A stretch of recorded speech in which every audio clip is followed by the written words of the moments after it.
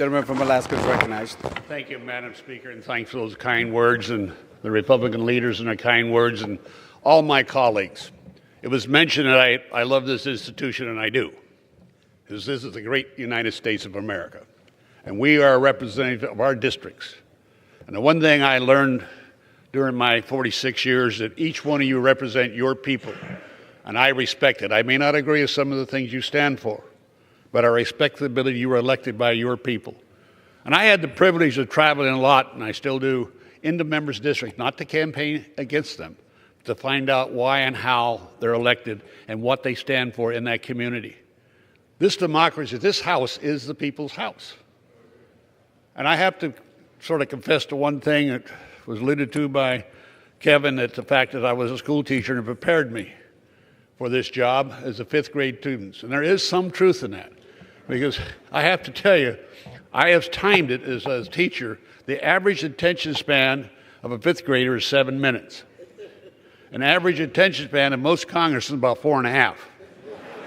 Because you're so busy trying to do everything you can.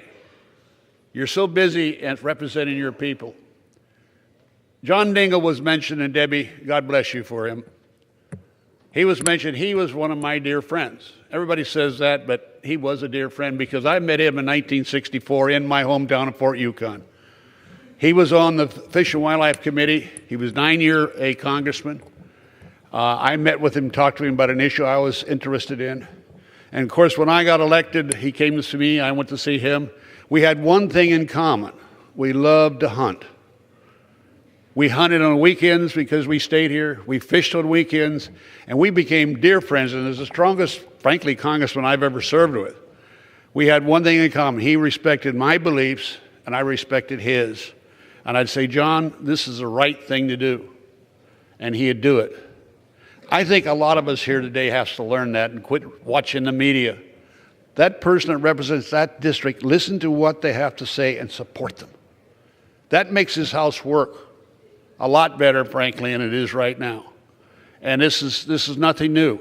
But we have to do this for this country to retain the control of the Congress to run this nation. If not, we will lose our democracy. So I want to thank all of you in this room for recognizing my tenure.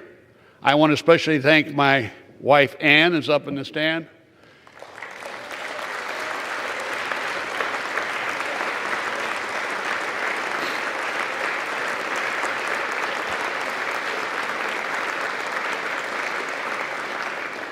I've been trying to get the state of Alaska to pay her, because when I lost my dear Lou, I thought I was going to die.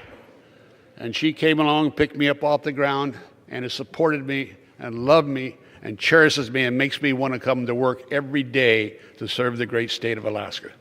Thank you all. God bless you. God bless America. Thank you, Madam Speaker.